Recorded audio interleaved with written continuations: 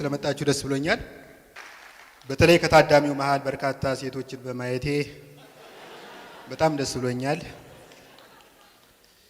ሴቶች 9 ወር አርግዘው አምጠው ምናምን እያልኩ አንጀት መብላት አልፈልግም። እውነት ለማናገር ማማጥ የሚባለው ነገር እስከ ቅርብ ጊዜ ድረስ በሴቶች ላይ ብቻ የተጣለ የተፈጥሮ ዕዳ ነበር። የጀሶ እንጀራ ከመጣ ወዲህ ግን እኛ ወንዶችም ያለበቂ ሕክምና እርዳታ እናመጣለን።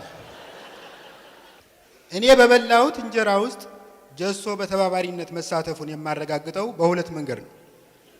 በበላሁት እንጀራ ውስጥ ጀሶ ካለበት ለ3 ቀናት ያክል ሽንት ቤት አልሄድም። ወደ ሽንት ቤት ጎራ ካልሁ ግን ሽንት ቤቱ ለልማት ይፈልጋል ብለው በዶዘር በላይ ላይ ካላፈረሱት በቀር ንቅንቅ የለም። የቀረበልኝ እንጀራ ሳፊ ወይም ሙሉ በሙሉ ጤፍ መሆኑን የማውቅበት ሌላው መንገድ መሳሳቱ ነው።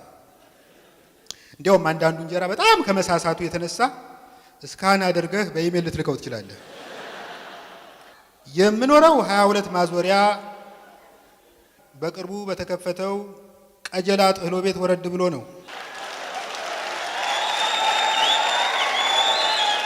በተለያዩ ጊዜያት ፈረንሳይ ለጋሲዮን፣ የረር በር እንዲሁም ባልደራስ ኖሬያለሁ።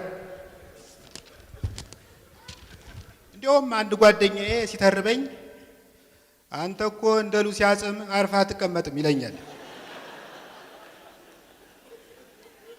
በነገራችን እኔና እናንተ በምናወጋበት በዚህ ሰዓት ሉሲ የተጣሉ አካላትን ለማስታረቅ ከአንዱ ከተማ ወደ አንዱ ከተማ እየተንከራተተች ነው።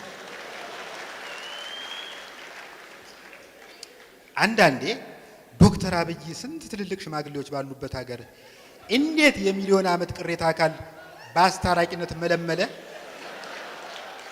ብዬ ራሴን ጠይቃለሁ። በህያዋን ተስፋ ቆርጦ ነውን? አይመስለኝም። እስቲ ምክንያቶች የሚመስሉኝን ላስረዳ። እስከ ቅርብ ጊዜ ድረስ የፓርቲ መሪዎችና አለቃዎች በተጣሉ ቁጥር ለሽምግልና የሚላከው ሻለቃ ኃይሌ ገብረስላሴ ነበር። ኃይሌ ደግሞ እንደምታውቁት ሲሮጥ ሪከርድ የሚሰብረውን ያህል ሲናገር ደግሞ ቅስም ሊሰብር ይችላል።